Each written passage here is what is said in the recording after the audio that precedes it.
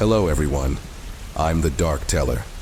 Tonight prepare yourself for an unforgettable experience filled with spine-chilling scary stories. Each tale is designed to evoke fear and suspense, perfectly paired with the calming sound of rain to help you relax before you drift off to sleep. Share your location and the time you're watching in the comments.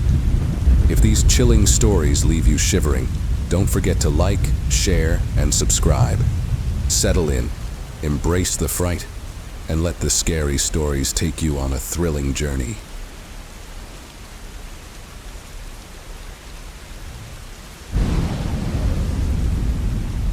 The hospital I work at isn't your typical small-town hospital. Sitting on the outskirts of town, surrounded by dense trees and mist-covered hills, St. Hilara's Medical Center has always had a reputation for being different. It's not one of those sleek modern hospitals with bright fluorescent lights and bustling lobbies. It's an old brick-and-mortar building, dimly lit and always oddly quiet. Built in the early 1900s, it served as a tuberculosis sanatorium back in the day. The townsfolk, particularly those who'd been around for a while, spoke of the building's heavy history in whispers, with old nurses and doctors sharing their own strange encounters from time to time. When I first joined as a night shift nurse, I didn't pay much attention to the rumors.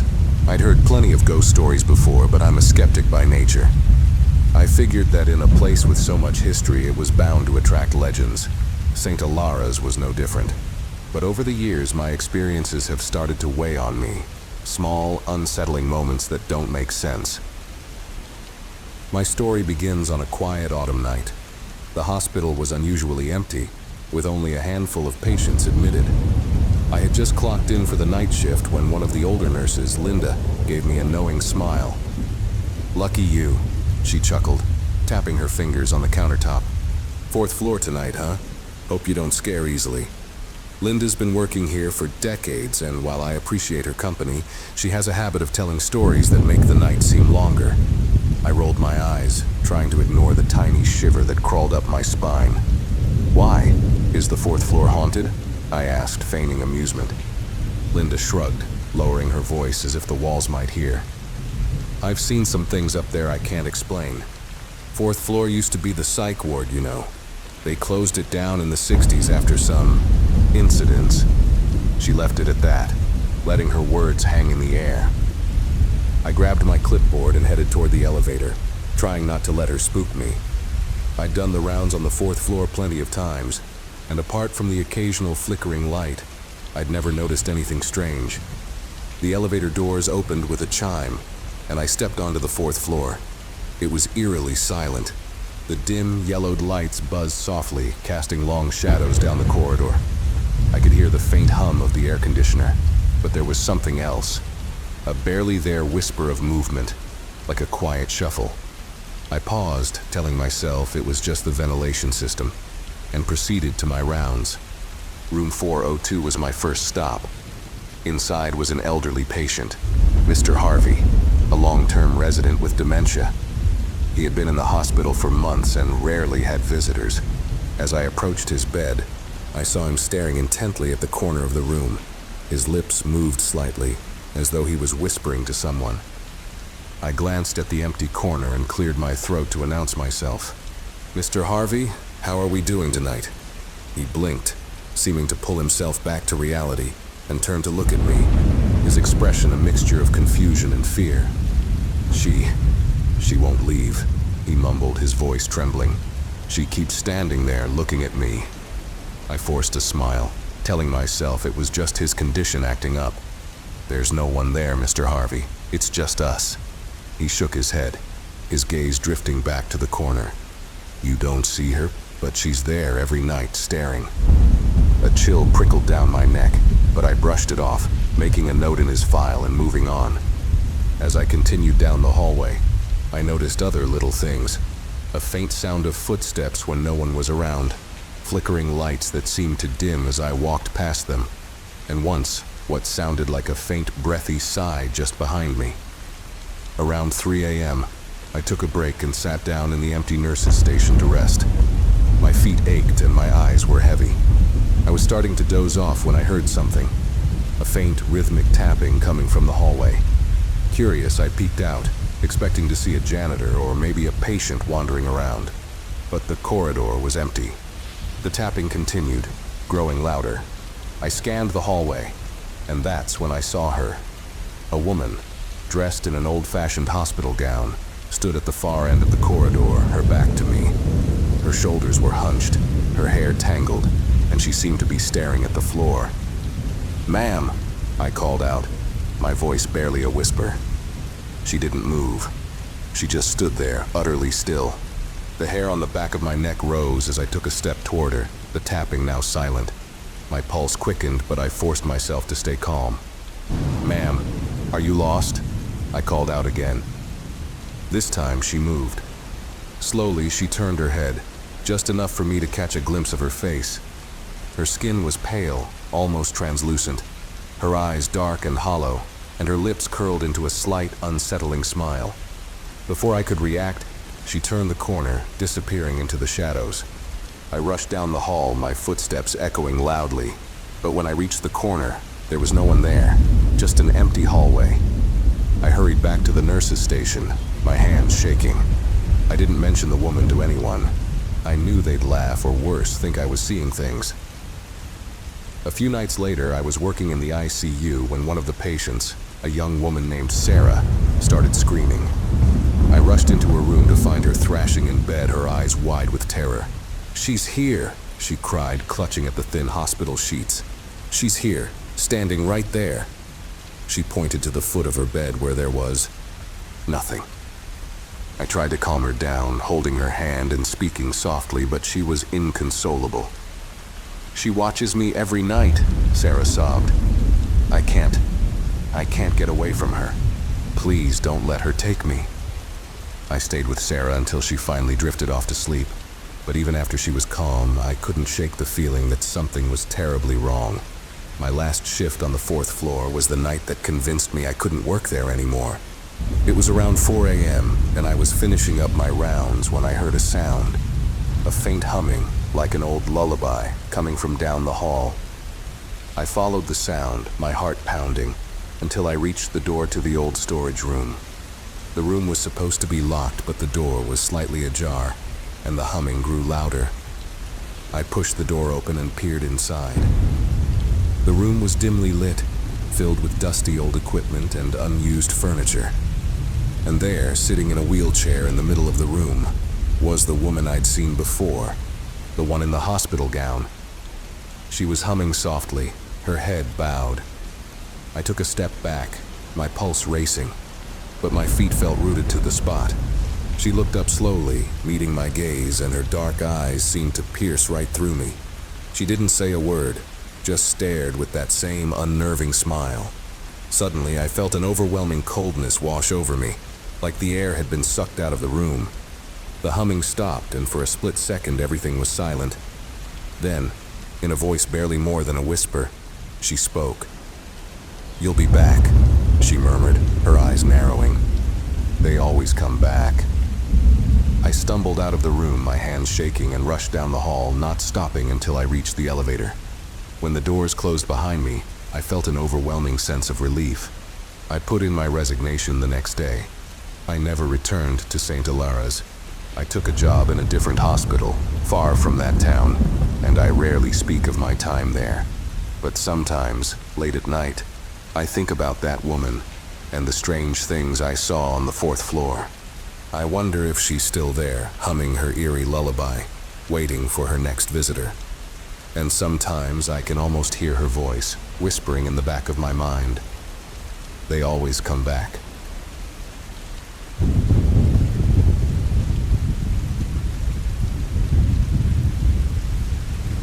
My name is Ethan, and this story took place a few years ago when I was 27 and living in a small, sleepy town called Pine Hollow. It was the kind of town where everyone knew each other, where the loudest sound at night was the creak of an old porch swing or the occasional bark of a restless dog. I'd grown up there and loved its quiet charm, though I'd always thought it could be a little too quiet at times. I worked from home, managing IT for a few local businesses.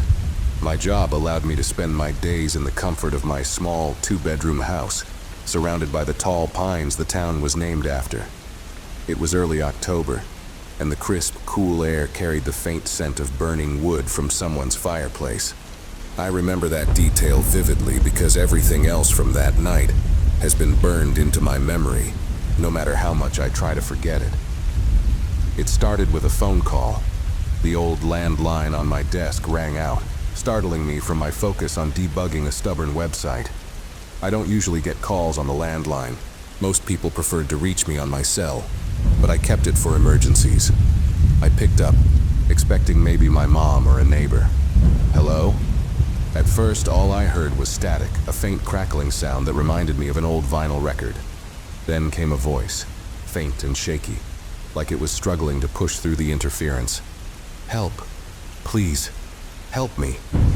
The voice was female, trembling with fear. Who is this? I asked, sitting up straighter in my chair. Are you okay? Where are you? The static grew louder, drowning out her words, but I caught bits and pieces. Danger. Can't get out. Hurry. Then the line went dead. I stared at the phone, my heart pounding. I'd heard of prank calls before, but this felt too real, too raw. The fear in her voice didn't sound like something someone could fake. I grabbed my cell phone and called the local sheriff's office. Sheriff Larkin picked up after 2 rings. Sheriff's office, this is Larkin. Sheriff, it's Ethan. I just got a strange call on my landline, I said, trying to keep my voice calm. A woman, she sounded like she was in trouble. She was asking for help. Larkin sighed. Could be a prank, Ethan. We've had a few kids messing around lately. I don't think this was a prank, I insisted. She sounded terrified. Can you at least check it out?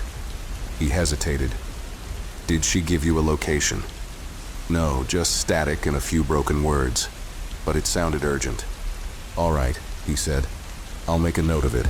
But unless we have more to go on, there's not much we can do. Let me know if she calls back. I hung up feeling uneasy. Something about the call didn't sit right with me. The second call came about an hour later. I was in the kitchen making tea when the landline rang again. I rushed to answer it, nearly knocking the teapot off the counter. Hello? This time the static was louder, almost deafening, but her voice cut through it, clearer than before. Ethan, please, help me. She knew my name, my blood ran cold. Who are you? I demanded. How do you know my name? They're coming, she whispered. Please, you have to stop them. Don't let them find me. Where are you? I asked desperately. The line crackled again, and I thought I heard the faint sound of footsteps or maybe a door creaking. Then, just before the call ended, she said something that chilled me to my core. They're already there. I froze, the phone still pressed to my ear. The hairs on the back of my neck stood up as I slowly turned to look around the room. Everything was as it should be. Silent, still, but the air felt different, heavier. I locked all the doors and windows, my heart racing. I wasn't sure what I was locking out, but I wasn't taking any chances. Then I called the sheriff again. Sheriff Larkin, it's Ethan, I said, my voice shaking. She called back. She knew my name. She said, they're already there. Calm down, Ethan, Larkin said, though he didn't sound calm himself. Are you saying she's at your house? I don't know, but something's not right. Can you send someone over? I'll swing by, he said. Stay put. The sheriff arrived about 20 minutes later. By then, I'd turned on every light in the house and was pacing the living room. Larkin checked the perimeter, his flashlight cutting through the shadows, but he didn't find anything unusual. Looks all clear, he said when he came back inside. You sure you're not imagining things? Imagining things? I snapped. She knew my name, Sheriff. I'm not making this up. He sighed, tipping his hat back. Look, I'll file a report and keep an eye on the place, but unless we have more to go on, there's not much else I can do. I didn't sleep that night. The third call came just after 3 a.m. I was lying on the couch, staring at the ceiling when the phone rang. This time I hesitated before answering. My hand hovered over the receiver, my gut screaming at me to let it ring. But curiosity, and maybe a sense of responsibility, won out. Hello? There was no static this time, just silence. "Hello?" I said again, my voice barely above a whisper. Then I heard it. Faint breathing, slow and ragged. "Who is this?" I demanded. "You can't save me," the voice said, no longer trembling but eerily calm. "What do you mean? Where are you? Tell me where you are." "Look outside." My heart stopped. I didn't want to look, but my feet moved on their own. I walked to the window and pulled back the curtain just enough to peek out. The street was empty, bathed in the pale glow of a flickering street lamp. But then I saw it, a figure standing at the edge of the woods, just beyond the light's reach. They were motionless, their face hidden in shadow. The phone slipped from my hand, crashing to the floor. When I looked back out the window, the figure was gone. I didn't call the sheriff this time.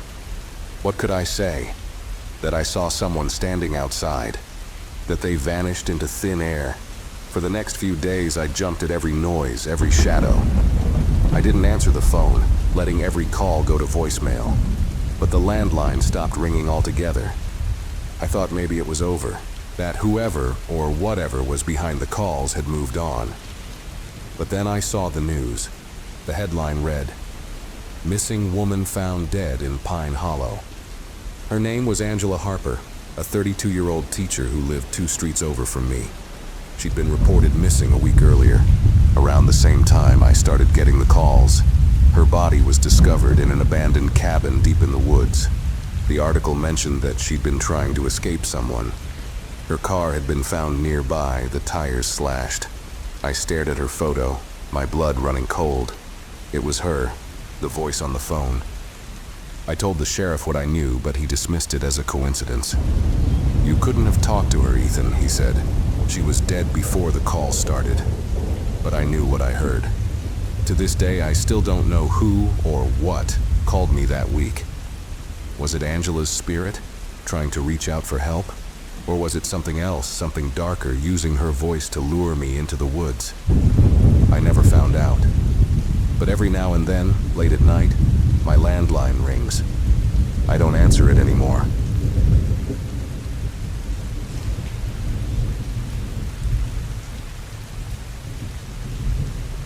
My name is Edward Grayson, and I'm 76 years old now. I was born and raised in a small, unremarkable village in northern England called Bramblewick. In the winter of 1944, when I was just 18 years old, I joined the war effort. Like so many young men, I was swept up in the patriotic fervor, believing I'd return home a hero. What I experienced on the battlefield, however, was far beyond anything I could have imagined. This is not a story about bravery or glory. It is not even a story about the war itself. It's about something far stranger, something that I still struggle to explain, even decades later. This is the story of what happened to me and my unit on a cold December night in the Ardennes forest during World War II. Our unit was stationed in an old stone farmhouse on the edge of the forest, just outside a desolate, war-torn village in Belgium. The house had clearly seen better days. Its walls were cracked, the windows shattered, and the roof sagged under the weight of years of neglect. Still, it provided some shelter from the relentless cold. We were cut off from the rest of our battalion due to heavy snowfall. The forest around us was eerily quiet, blanketed in a thick layer of snow that muffled even our footsteps. There were 6 of us in the unit. Myself, Corporal Briggs, Private Harris, Private Mills, Sergeant Foster, and a young radio operator named Danny who was barely 17. The farmhouse had an unsettling atmosphere. Its creaking floorboards, dark corners, and the faint smell of damp earth set my nerves on edge.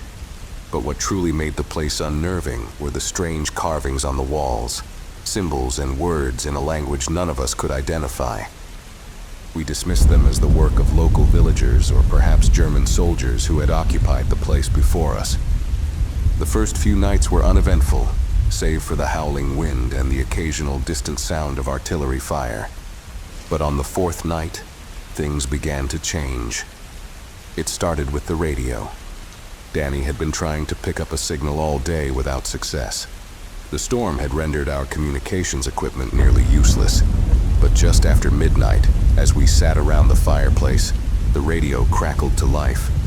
At first, it was just static, but then a faint voice came through. It was speaking in German, but it wasn't a normal transmission. The voice was distorted, as though coming from a great distance, and it repeated the same phrase over and over. Danny, who had a decent grasp of German, turned pale. "What's it saying?"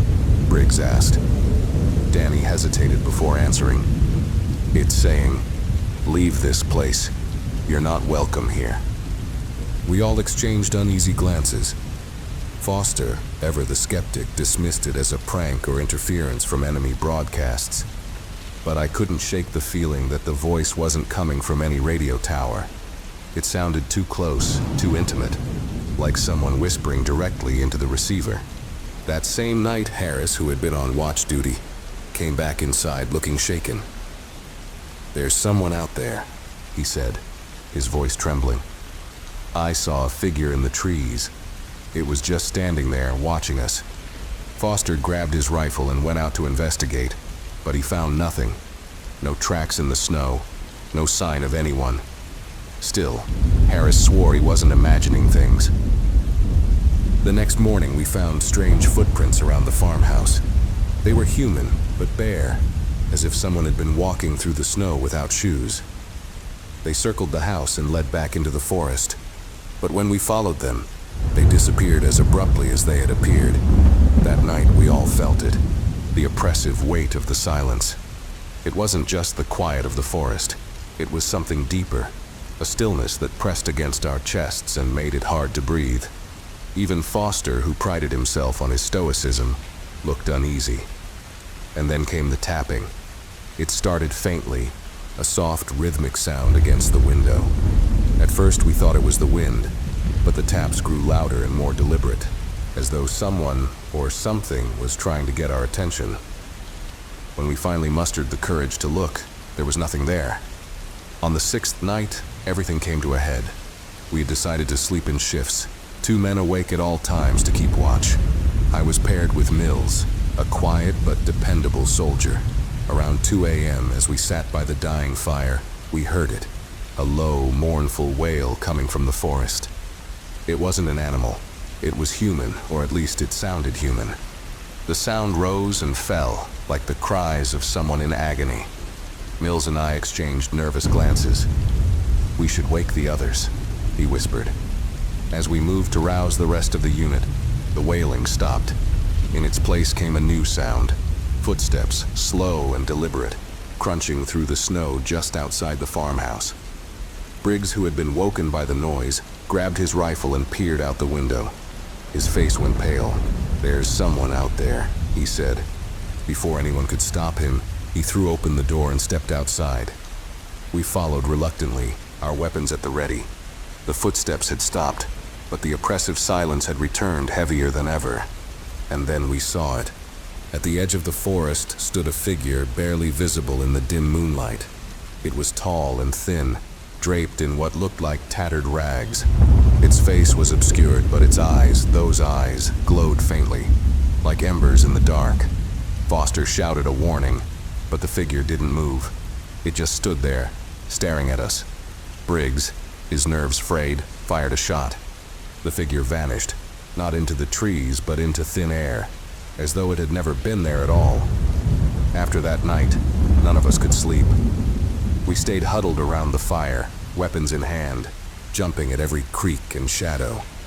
By morning, the storm had finally let up, and we decided to abandon the farmhouse. As we packed up, Danny discovered something chilling. Carved into the wall above the fireplace, in the same strange symbols we had seen earlier, was a new message. This time, it was in English. We left the farmhouse without looking back, trudging through the snow until we reached the main road and reconnected with our battalion.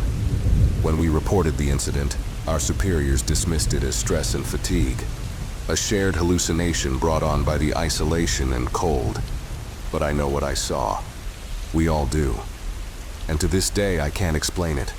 I've read stories about haunted battlefields, about soldiers encountering the spirits of those who died violently and were unable to move on.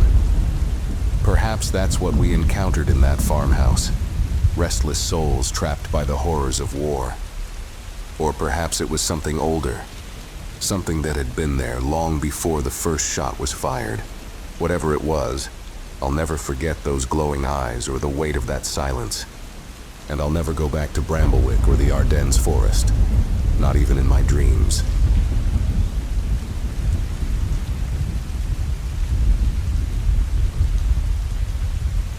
I never expected to live in my grandmother's house, especially not alone. But when she passed away unexpectedly last winter, her house was left to me in the will. It wasn't something I was prepared for. I'd just turned 30 and was still figuring out my life in the city. But the inheritance came at a time when my lease was up and money was tight. Moving into her old house in a quiet New England town surrounded by dense woods seemed like a practical decision. The house was a modest two-story colonial with white siding that had faded to gray over the years.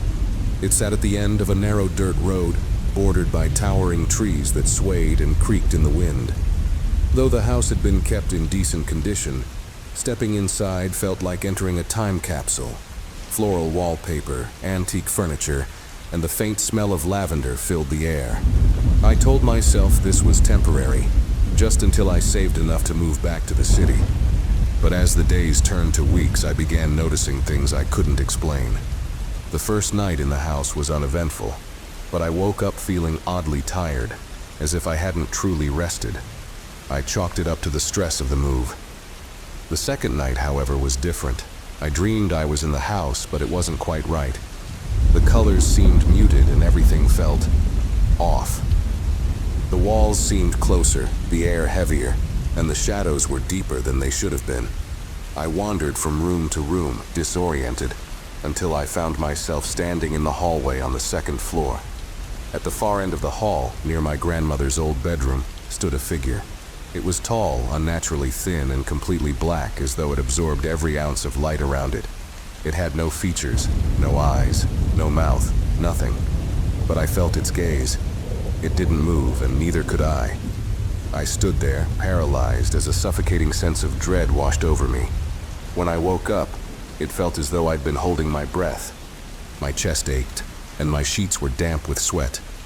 It was just a nightmare, I told myself. A product of sleeping in a strange house. But the memory of that figure lingered, haunting the edges of my mind. The following days were uneventful, though I couldn't shake the feeling that I wasn't alone in the house. At first, it was small things. A creak on the stairs when I was sitting in the living room. The sensation of being watched when I stood at the kitchen sink. Once, I thought I saw a movement out of the corner of my eye. But when I turned, there was nothing there. At night, the dreams continued. Each one followed the same pattern. I was in the house, but it wasn't quite the same. The shadows seemed alive, shifting and stretching in ways they shouldn't. And the figure, the same tall, black silhouette, was always there, standing just out of reach. Sometimes it stood in the doorway to my room. Other times I'd see it at the bottom of the stairs, staring up at me. No matter where I went in the dreams, it was always there, watching. I confided in my best friend Julia during one of our weekly calls. "You've been under a lot of stress," she said after I described the dreams. "It sounds like sleep paralysis. A lot of people experience it when they're anxious or overtired. The figure you're seeing is a pretty common hallucination. People call them shadow people." Her explanation made sense, and I wanted to believe it. But these dreams didn't feel like ordinary nightmares. They felt real. The way the air grew cold, the way my body felt heavy. It was too vivid. Julia suggested keeping a dream journal and trying relaxation techniques before bed. I followed her advice, but the dreams only got worse. One evening, I was sitting in the living room scrolling through my phone when I heard a knock.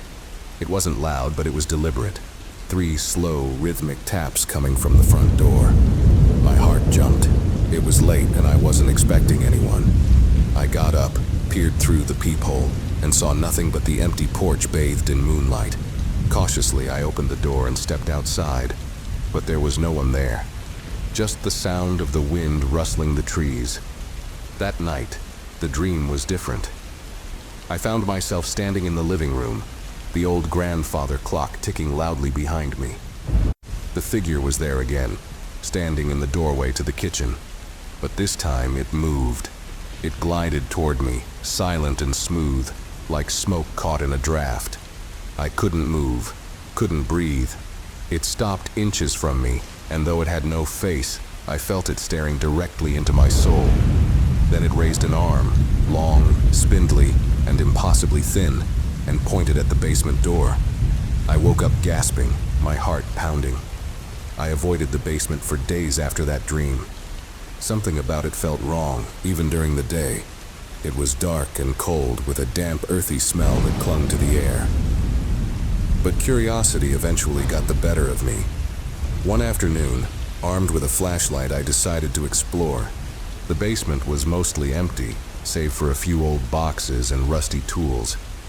I was about to head back upstairs when I noticed something strange on the far wall. Scratched into the wooden beams were deep grooves, as though someone, or something, had dragged their nails across the surface. My stomach churned. I turned and hurried back upstairs, locking the basement door behind me. A few nights later, as I was sorting through my grandmother's belongings, I came across a small leather journal tucked away in a drawer. Most of the entries were mundane, notes about the weather, recipes, mentions of neighbors. But one entry, dated a few months before her death, stood out. The shadows are back. I see them in my dreams, and now I think I see them during the day too. They're always watching, always waiting. I don't know what they want, but I'm scared to sleep. The hairs on the back of my neck stood up. I flipped through the journal, searching for more, but that was the only mention of the shadows. The last dream I had in that house was the most vivid and terrifying. I was in my bedroom, the air thick and oppressive. The figure stood at the foot of my bed, but this time, it wasn't alone. Smaller, shadowy shapes darted around the room, their movements erratic and unsettling. The tall figure raised its arm again, pointing at me. This time I heard it. A deep, guttural voice echoed in my mind, a single word that chilled me to my core. Leave. I woke up shaking, my body drenched in sweat. The room felt colder than usual, and the shadows seemed darker, more menacing. The next morning, I packed my bags and left. I didn't care about the rest of my belongings. I just wanted out. I haven't been back to the house since. It sits empty now, abandoned at the edge of the woods. Sometimes I wonder if the shadows are still there, waiting for their next victim. The dreams stopped after I left. But sometimes, when I'm alone at night, I feel that familiar sense of being watched. And in the corner of my eye, I sometimes catch a glimpse of something. A shadow darker than the rest, standing just out of reach.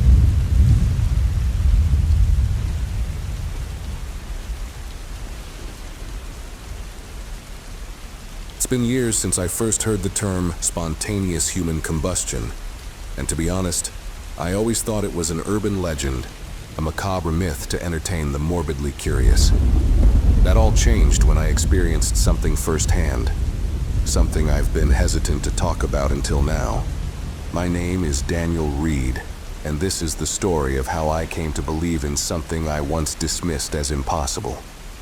I live in a small town in northern Michigan called Birch Hollow. It's the kind of place where everyone knows everyone, and rumors spread like wildfire.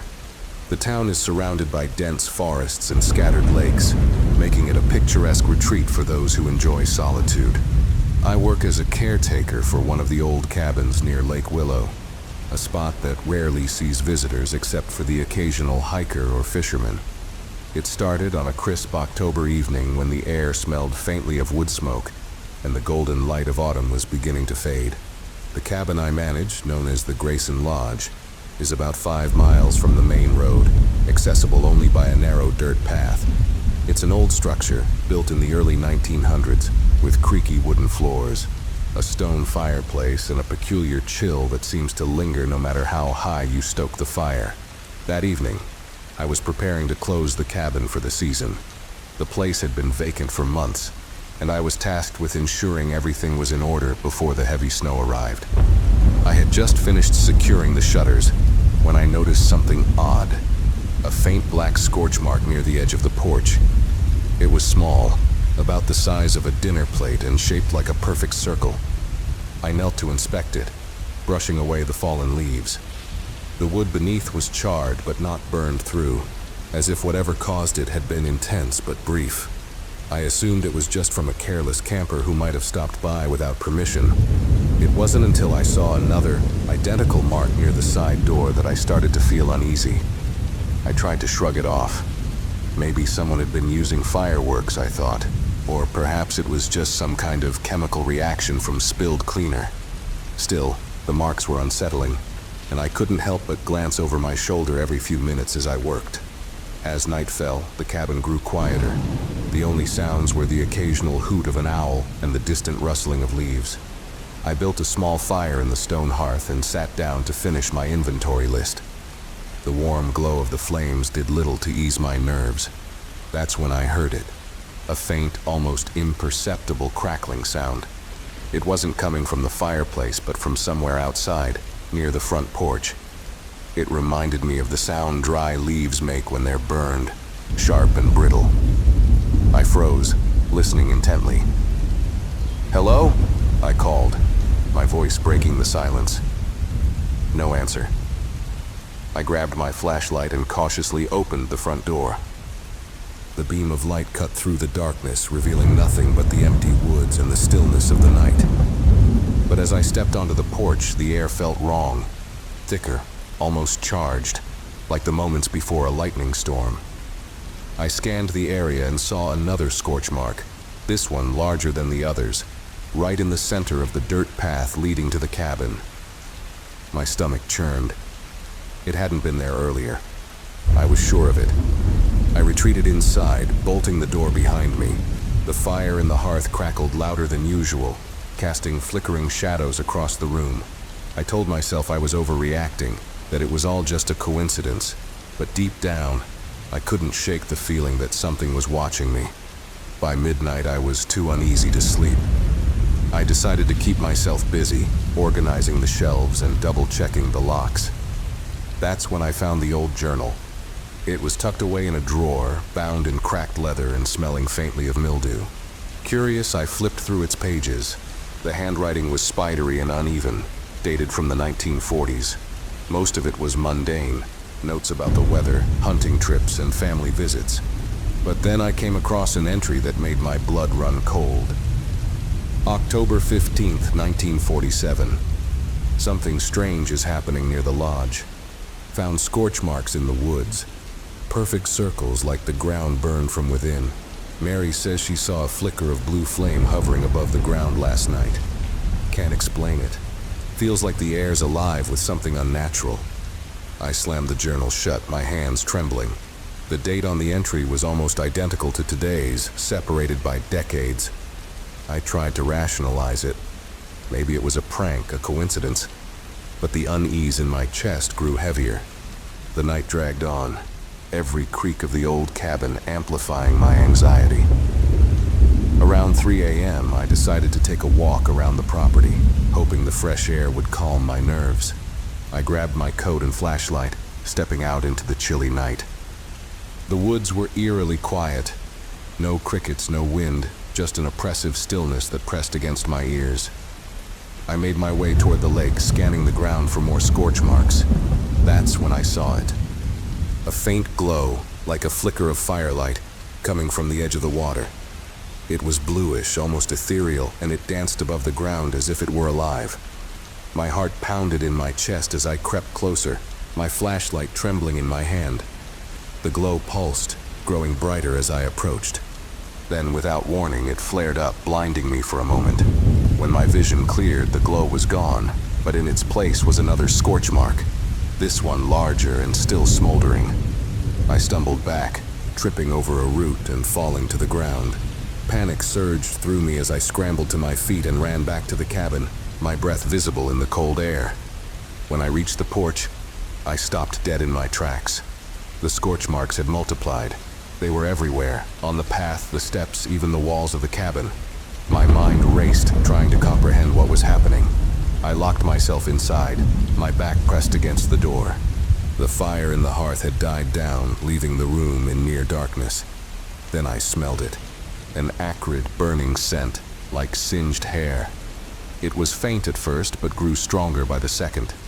Terrified, I turned to look at the fireplace. The embers glowed faintly, but something was wrong. The flames were no longer orange, but a pale blue, and they seemed to be moving against the draft, creeping toward me. I grabbed my bag and bolted out the back door, running blindly into the woods. The smell of burning followed me, clinging to my clothes and filling my lungs. My flashlight flickered, then went out, leaving me in complete darkness.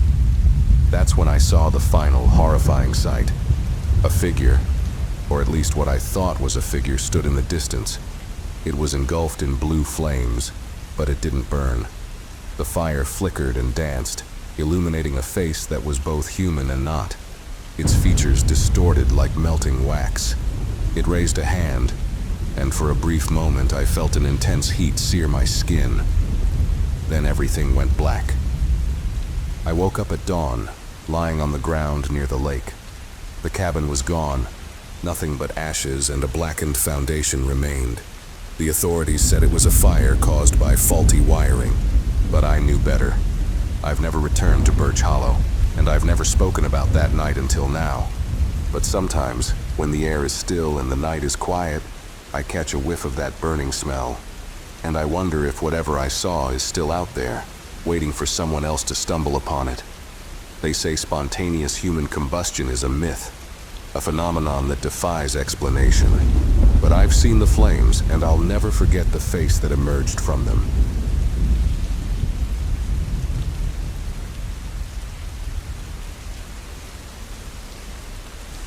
I always thought near-death experiences were supposed to be comforting. You hear stories about white lights, serene voices, and overwhelming peace. But what happened to me after my accident wasn't anything like that. And the more I think about it, the more I believe I wasn't supposed to come back at all. Let me start at the beginning. My name's Daniel, and I've lived in Greenville, Pennsylvania, my whole life. It's the kind of small town where everyone knows each other, and nothing much ever happens. I work as an HVAC technician, spending my days crawling through attics and basements, fixing things people usually take for granted. I liked the routine. It felt safe. That day started like any other. I had a job out at an old farmhouse about 10 miles from town. The place was way out there, surrounded by fields and patches of dense woods. It was one of those gray, overcast mornings where the air feels heavy, like it might rain but never does. The woman who owned the house, Mrs. Calloway, was in her 70s and had lived there her whole life. She complained about strange noises coming from her heating system, so I climbed into the crawl space beneath the house to take a look. It was cramped and dark, with the faint smell of mildew clinging to the air. That's when it happened. The support beam beneath me gave way and I fell. It wasn't a long fall, maybe 10 feet, but I hit my head on a chunk of concrete at the bottom. Everything went black. When I came to, I wasn't under the house anymore. I wasn't anywhere I recognized. It felt like I was floating, though I couldn't see what I was floating in. It wasn't water or air, more like an infinite void, as cliché as that sounds. There was no color, no light, but I could still see myself, my arms and legs. They looked normal, but everything else was off.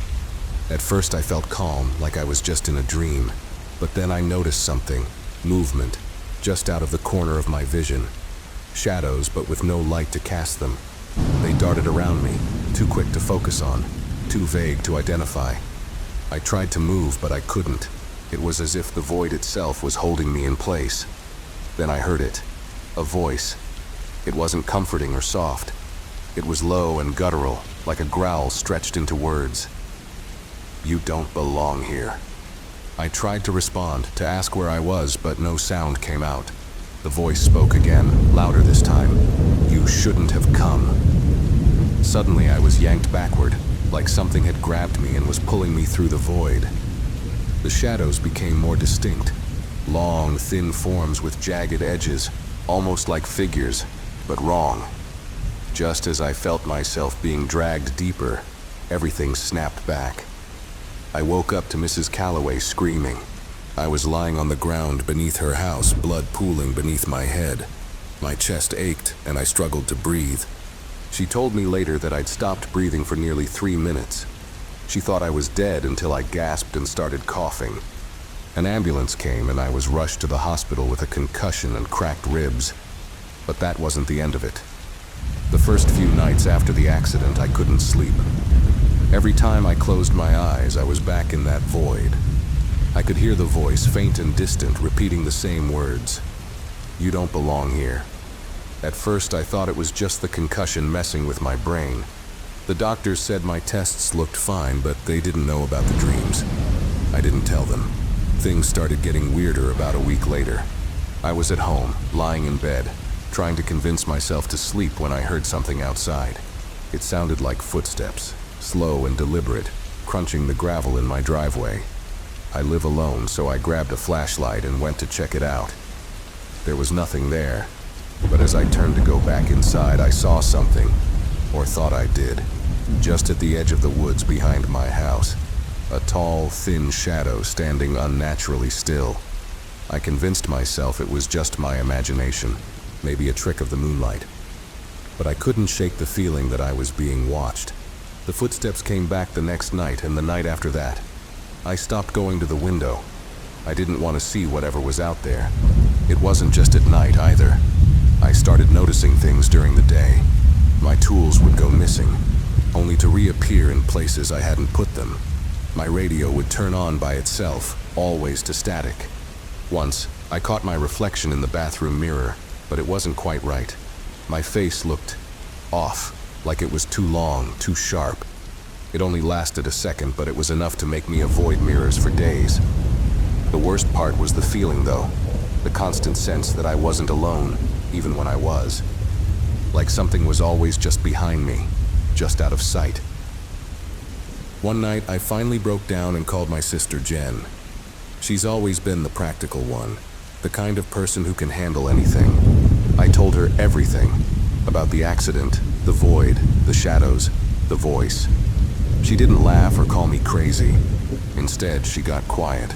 "Do you remember Uncle Roger?" she asked. I did, vaguely. He died when I was a kid. He had an NDE too, she said. He never talked about it, but after it happened, he changed. He started seeing things, hearing things. He used to say they were waiting for him. "Who?" I asked. She hesitated. "I don't know. He called them the Watchers. He said they were always around, just out of sight. He died 6 months after his accident, you know." I didn't know. After that conversation, things escalated. The footsteps turned into banging on the walls. The shadow at the edge of the woods started moving closer. I'd wake up in the middle of the night to find my bedroom door open, even though I always locked it. And the dreams were the worst. In them, I was back in the void, but I wasn't alone anymore. The shadows were closer, surrounding me, whispering in that same guttural voice. "You shouldn't have come back." One night I woke up to find my room ice cold, even though it was the middle of July. The air felt heavy, like it did in the crawl space before the accident. And there, at the foot of my bed, was the shadow. It wasn't vague anymore. It had form, tall, spindly, with impossibly long arms and a head that seemed to shift and distort. Its face was a void within the void, sucking in all the light around it. I couldn't move, couldn't scream. All I could do was stare as it leaned closer and whispered, "You don't belong here." Then it was gone. That was 2 nights ago. I don't know how much longer I can take this. I feel like I'm being pulled back to that place little by little. Like whatever I saw there is coming for me, and there's nothing I can do to stop it. I've started writing all this down because I don't know if I'll be here much longer. If something happens to me, I want people to know the truth. Maybe I wasn't supposed to survive that fall. Maybe I came back to the wrong place. Or maybe I didn't come back alone.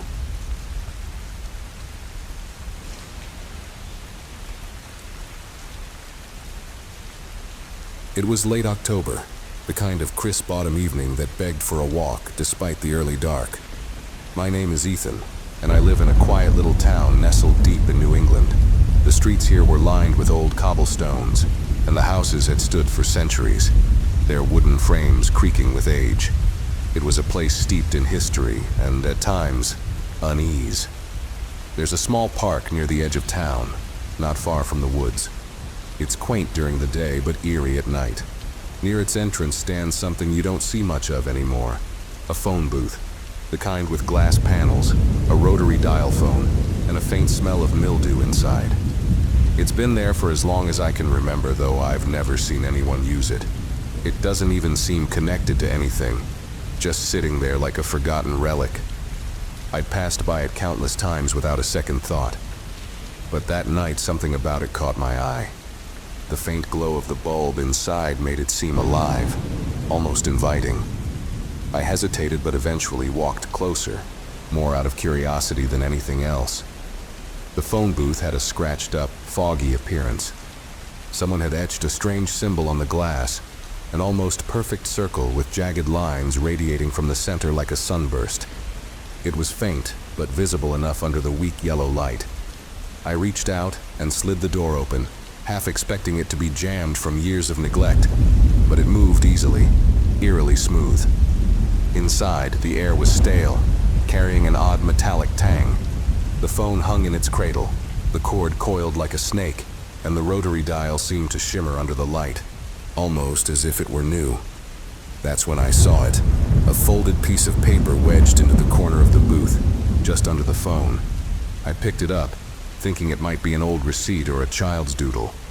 But as I unfolded it, I realized it was something else entirely. It was a message. If you're reading this, you've already heard the ringing. A chill ran down my spine. The ringing? I hadn't heard anything. I scanned the park around me, the empty benches and the darkened path leading into the trees. Nothing moved, not even the wind. I shoved the note into my pocket, suddenly feeling foolish. It was probably some teenager's idea of a prank. Still, as I started to walk away, I couldn't shake the feeling that I was being watched. That night, as I lay in bed, the note played on my mind. There was something about the wording that felt off. Why mention ringing? The phone hadn't rung at all, and yet there was a nagging thought at the back of my mind, a whisper that told me I'd missed something. I decided I'd go back the next evening, just to see if the booth was as strange as it had seemed. The following night was colder, the air damp with an approaching storm. I bundled up and made my way to the park, half expecting the booth to look entirely ordinary in the daylight. But as I approached, I noticed the light inside was flickering. The symbol etched on the glass seemed darker now, more pronounced, as if someone had gone over it again. I slid the door open and stepped inside. The phone was still there, silent and unassuming. This time I noticed something I hadn't before. Small, faint fingerprints on the rotary dial, smudges too fresh to have been there for years.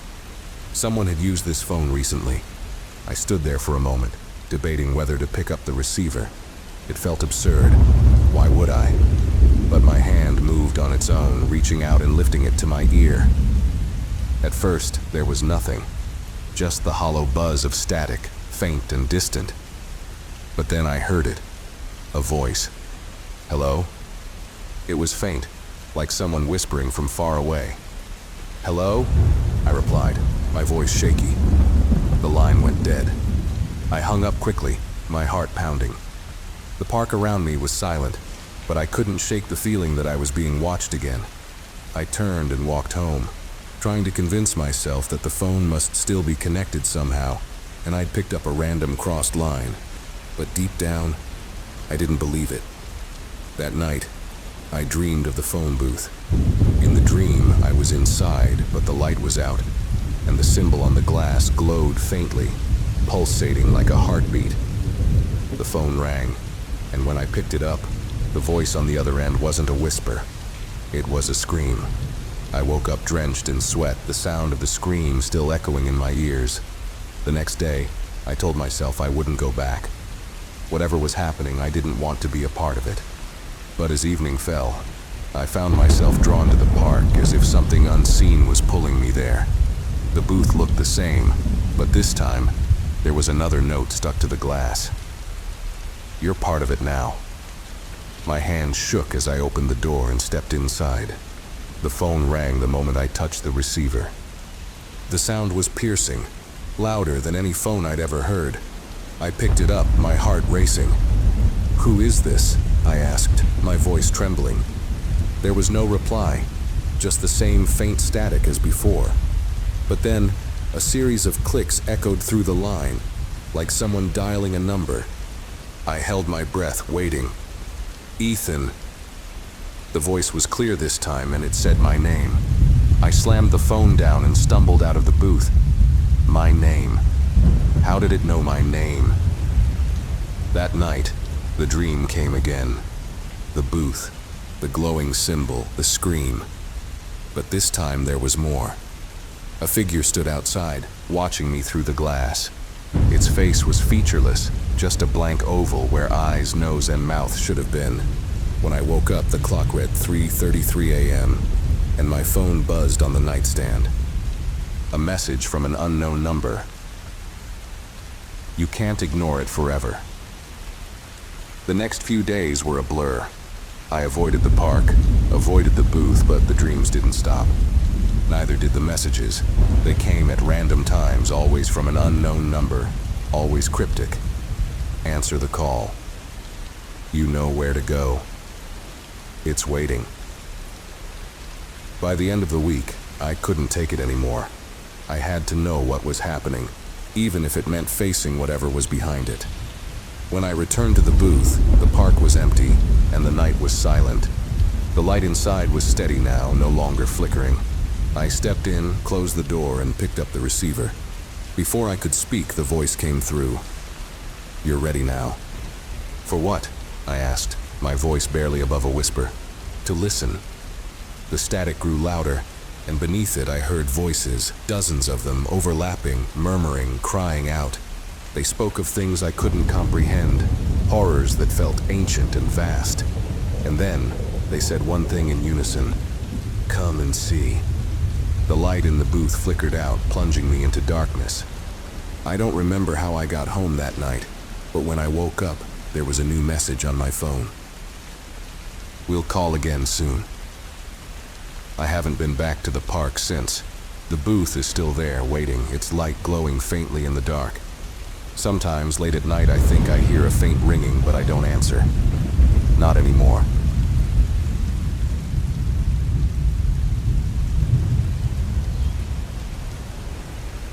I never thought much about train rides until that fateful trip that made the rhythmic clatter of wheels on tracks take on an ominous tone I'd never shake. I was on a long-distance train from Boston to Chicago, a journey that would stretch for hours and take me through quiet towns and landscapes shrouded in autumn mist. It was late October, just when the air has that crisp bite to it, and trees shed the last of their fiery leaves. I had boarded the train at dusk, the golden sky already fading to a deep navy blue. My compartment was small but cozy, with a narrow window that framed the blur of the world rushing past. The train was old, creaking with each turn as though the metal had stories of its own, and there was something almost comforting about its age, like a ghostly sentinel with tales to tell. Settling into my seat, I noticed that most of the passengers were loners. Businessmen absorbed in laptops, a student with earbuds tucked under a cap, and an elderly woman who sat knitting with fingers so skeletal they seemed part of the needles themselves. The train car had a hum of quiet conversations, the rustle of pages being turned, and the occasional metallic clang when the train swayed too far. I was midway through a dog-eared paperback when the first odd thing happened. The train shuddered, as if it had hit something solid, though no one around me seemed concerned. But it was more than a tremor. I felt it in my chest, a deep, resonant thump.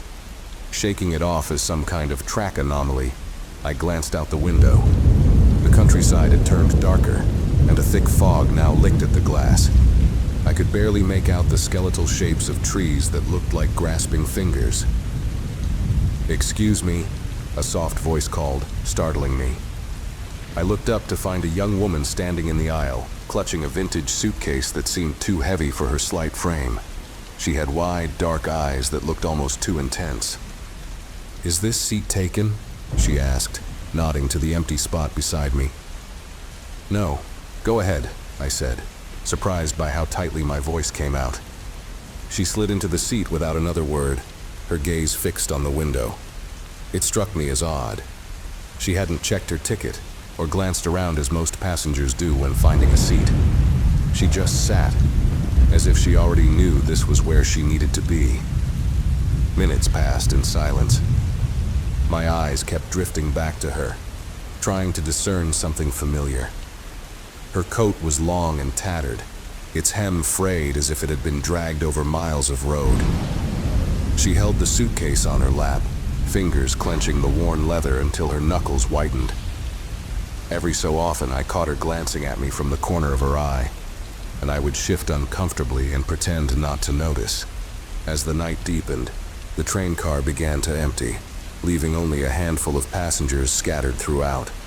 The student dozed off, head nodding with each jolt, and the elderly woman had packed up her knitting to stare out at the opaque darkness. I decided to stretch my legs, hoping the walk would ease the growing unease prickling at my skin.